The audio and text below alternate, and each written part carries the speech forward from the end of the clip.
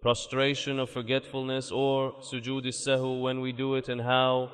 Assalamu alaikum wa rahmatullahi wa barakatuh. One of the most important things that we are supposed to learn and have come to us is the prostration of forgetfulness, because Allah subhanahu wa ta'ala tell us about it and taught to us by the Prophet Muhammad sallallahu alaihi wasallam. The cases requiring prostration of forgetfulness are cases in the number of Rakaat or units of the prayer and cases in the details of each Rakat or unit. So let's talk about numbers of Rakaat. First case, if the praying person performs less than the required number of Rakaat of the prayer. For example, if a person prayed Salat al-Asr, then forget and perform 3 Rakaat only instead of 4. Then finish the prayer and remember that he missed 1 Rakah, or someone told him that he prayed 3 units only. In this case, he should stand and pray the missing Rakah only, not pray the 4 Rakaat again, and after that, he must to perform the prostration of forgetfulness or Sejoud As-sahw. But what if pass a long time after the prayer? In our example, if a person remember the missed Rakah of Asr prayer in the night after Al-Asha, in this case, he should not pray 1 unit only, but should pray the full prayer again with 4 Rakat. The second case, when an extra Rakaa is added to the prayer. If you pray as Imam or pray alone and pray Salat al-Asr 5 units by mistake, then you remember or someone told you that you added extra Rakaa. In this case, you are required to perform Sujood As-sahw at the end of the prayer. The third case, when you doubt about how many Rakaat or units in the prayer. If a worshipper doubts whether he performed 3 or 4 Rakahs, for instance, he should assume that he performed 3, the lesser number, and act accordingly, perform the missing Rakahu, and then perform Sujood As-sahw at the end of the prayer. These all cases about numbers of Rakaat.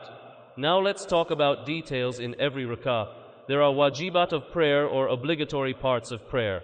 It are 8 obligatory parts of prayer or wajibat, and these parts require do Sujood As-sahw. If the worshipper abandons the obligatory part out of forgetfulness and then remembers it, he can compensate for it by prostrating for forgetfulness. And we will show how after showing these obligatory parts. 1. Transitional takbir, any takbirs other than the opening takbir. 2. Saying Sami Allahu liman hamidahu for the Imam and for the one who is praying alone.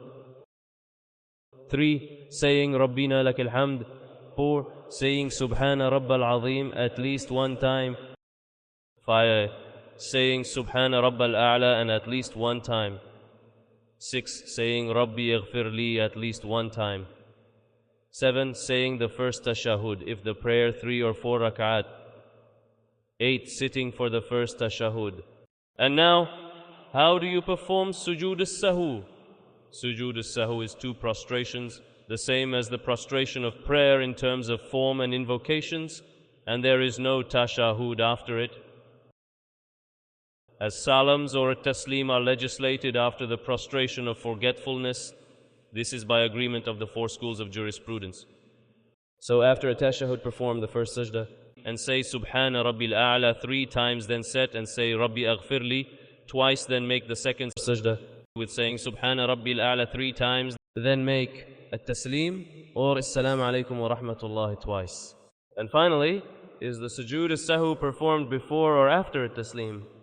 Muslim scholars agree that a worshipper's prayer is valid whether he performs Sejoud As-sahw before or after a Taslim, concluding the prayer with a Taslim. However, they held different opinions about which is better. The Shafi'iyya school of jurisprudence maintained that it is better to perform Sujood As-sahw before Taslim, and the Hanabala school agreed with them in this regard, except in the case when a worshipper recites Taslim before performing all the required acts of the prayer. According to the Hanabala school, the worshipper is required in this case to perform Sujood As-sahw after Taslim. The Hanfi school of jurisprudence, on the other hand, held that Sejoud As-sahw should be performed after a Taslim in all cases. The Al-Maliki school of jurisprudence maintained that if a worshipper added an extra action to the prayer, Sejoud As-sahw should be performed after a Taslim, and if he omitted an action from the prayer, Sejoud As-sahw should be performed before a Taslim. This last opinion was considered the preponderant opinion by many researching scholars, as it carries a very strong authoritative weight.